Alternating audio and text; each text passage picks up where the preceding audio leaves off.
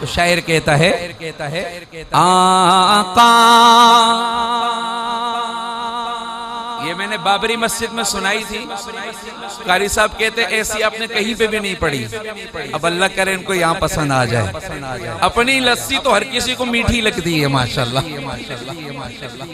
اپنی لسی تو سب کو، قاری صاحب کی اپنی مسجد کی تو زیادہ مزہ ہے، تو لاشاری صاحب یہ آپ کی، آپ کو زیادہ مزہ آئے گا، کوئی مصروف ہوں گے۔ ہاں صلی اللہ ماشاءاللہ صلی اللہ علیہ، تو پڑھو گے میرے ساتھ جامپور والوں، مل کے کہو آقا تیرے آنے سے رنگ بدلا زمانے کا۔ میں آپ کو ایک اور بات بتاؤں، علماء موجود ہیں، بزرگ حضرات موجود ہیں، یہ نعت میں کیوں ہر جگہ پڑھتا ہوں اس کی وجہ بتا دیتا ہوں۔ میں نے مدینہ منورہ میں علماء کی ایک مجلس تھی، وہاں پر یہ نعت پڑھی، میں پھر پاکستان آیا، اللہ کی شان یہ ساتھی گواہ ہیں اس بات کے کہ ہم ایک ساتھ جا رہے تھے لاہور، تو خانیوال کہیں ہم رکے تھے، میرے مدینہ کے ایک عالم مولانا سلمان کا فون آیا، کہنے لگے مولوی صاحب آپ نے جو وہ نعت پڑھی تھی اس میں ایک شعر پڑھا تھا۔ میں نے کہا کہ تو علماء کی مجلس تھی، تو ایک عالم کو خواب میں اللہ کے نبی صلی اللہ علیہ وسلم کی زیارت ہوئی، تو ہمارے نبی نے فرمایا کہ انس کو بولو کہ اس شعر کو بار بار پڑھا کرے، تو میں اس وجہ سے اس نعت کو ہر جگہ پڑھتا ہوں، یہ میری مجبوری ہے، مجھے حکم ہے، تو آپ سنیں گے تو آپ کو بھی اجر ملے گا انشاءاللہ۔ اور وہ شعر کون سا تھا میں اس کی تفسیر بیان کروں گا، پھر آپ کو سمجھ میں آئے گا انشاءاللہ، اس کی طرف اشارہ کروں گا۔ تو ایک بار سارے پڑھو ماشاءاللہ، بڑے مبارک مجلس سے سارے پڑھو میرے ساتھ۔ آقا تیرے آنے سے رنگ بدلا زمانے کا، آقا تیرے آنے سے رنگ بدلا زمانے کا، ہے بت سے گرا تیری ہر بت بت خانے کا،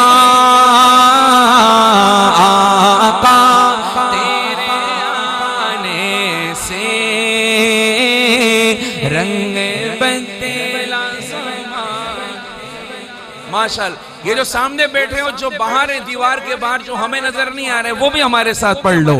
آقا تیرے آنے سے رنگ بدلا۔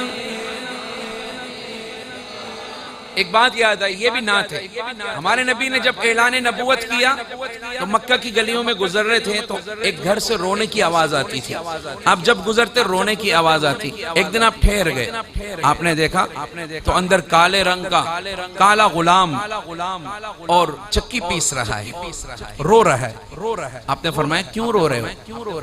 دیکھو یہ تعلیمات سمجھنا، انسانیت کی قدر، وہ کلمہ گو نہیں تھا۔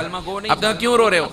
کہنے لگا تھک گیا ہوں، دن بھر کام کراتا ہے میرا مالک مجھ پر، رات کو میں سونے آتا ہوں، یہ گندم رکھ لیتا ہے، کہتے چکی پیسو، مجھے برسوں سے آرام نہیں ملا، اب رو ہی رہا ہوں، کیا کر سکتا ہوں؟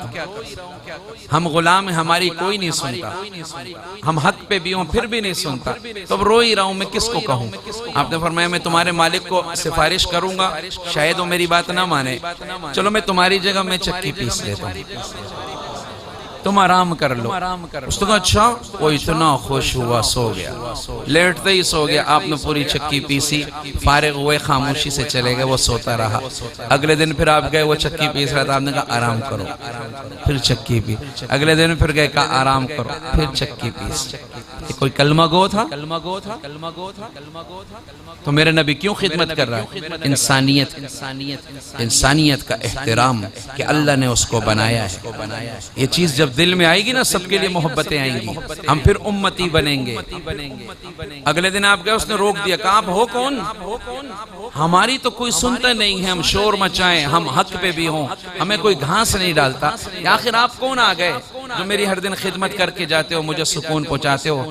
آپ نے فرمایا اچھا سنو، مکہ میں ایک آدمی ہے جس نے نبوت کا اعلان کیا، جانتے ہو اس کو؟ اس نے کہا ہاں، اس کا نام محمد ہے۔ میں جانتا ہوں، یوں کہا میں جانتا ہوں۔ آپ نے فرمایا وہ محمد میں ہی ہوں۔ صلی اللہ علیہ وسلم کہنے لگا اگر ہم پر کوئی مہربان ہو سکتے تو وہ نبی ہی ہو سکتے. زمانے نے دیکھا وہ کالا آدمی زمانے کی مصیبتیں مشکلاتوں کو طے کرتا کرتا کرتا ایک وقت آیا کہ آج ہم اس کو بلال حبشی کے نام سے یاد کرتے ہیں. اب سنو شاعر کیا کہتا ہے. تپتی ہوئی ریتوں پر پڑھے کلمہ بلال تیرا. کہو سبحان اللہ, گونج کے کہو سبحان اللہ. تپتی ہوئی ریتوں پر پڑھے کلمہ بلال تیرا. انداز میرا لائے تیرے ہر پروانے کا. آقا تیرے رنگ بدلا زمانے کا. آخر والے بھی آقا تیرے آنے سے رنگ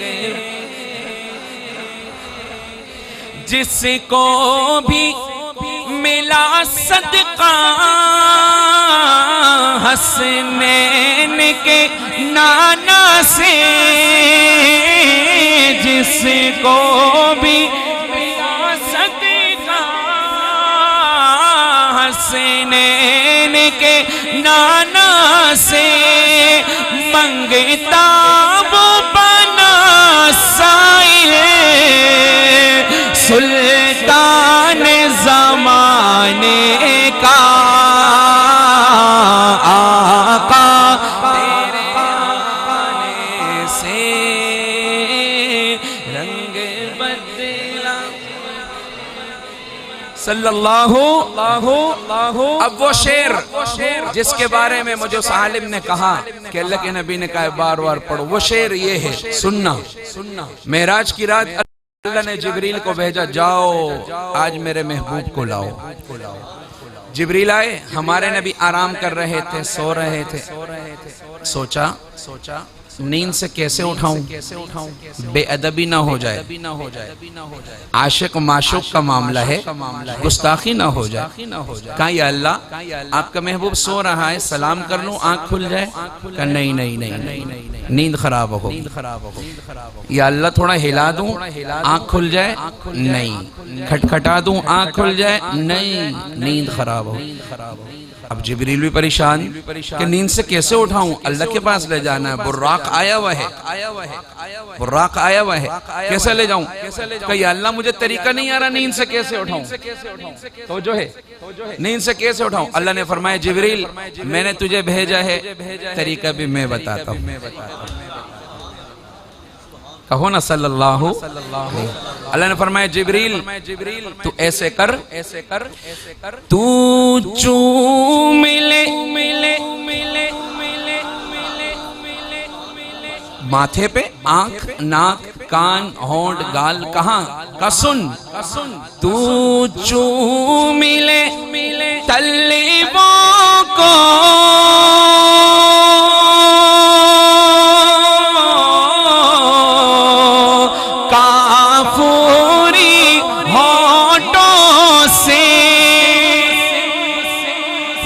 سبحان اللہ. تو چوم لے طلبوں کو کافوری ہونٹوں سے, خود رب نے سکھایا ہے انداز جگانے کا. آقا تیرے سے رنگ بدلا زمانے کا. محبت سے گونج کے آقا تیرے آنے سے رنگ بدلا زمانے کا. صلی اللہ اور آخری شعر سناؤں؟ علماء موجود ہیں، ہاں ایک دفعہ پھر پڑھو، یہ تو جتنی بار سنو گے مزہ آئے گا۔ چلو ایک اور بات بھی سنا دوں۔ وہ جبریل کو کسی نے کہا بعد میں، تجھے تو حکم ملا تھا کافوری لب حضور کے تلووں سے جڑیں گے آنکھ کھل جائے گی، جبریل تجھے کیا ہو گیا تھا؟ تو پیچھے کیوں نہیں ہٹ رہا تھا؟ تیرے لب کیوں جوڑے رہ گئے اتنی دیر تک؟ تجھے کیا ہو گیا؟ جبریل کہنے لگے نہ جنت کی گلیوں میں دیکھا، مزہ جو محمد کے تلووں میں دیکھا۔ تو چومی لے تلووں کو کافوری ہونٹوں سے، خود رب نے سکھایا ہے انداز جگانے کا، آقا تیرے آنے سے۔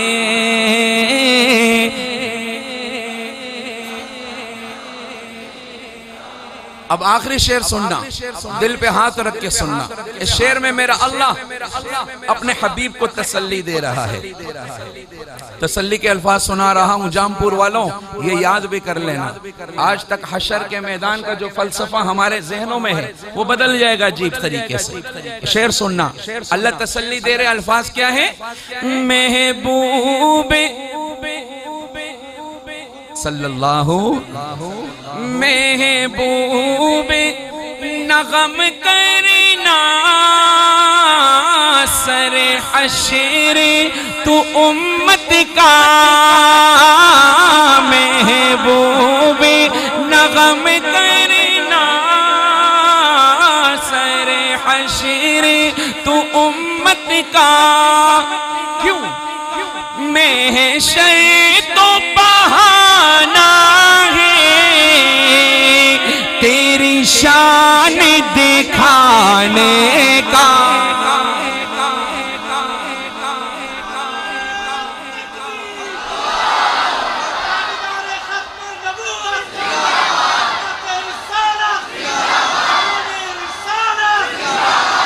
محشر تو بہانہ ہے تیری شان دکھانے کا، آقا تیرے آنے سے رنگ بدلا زمانے کا۔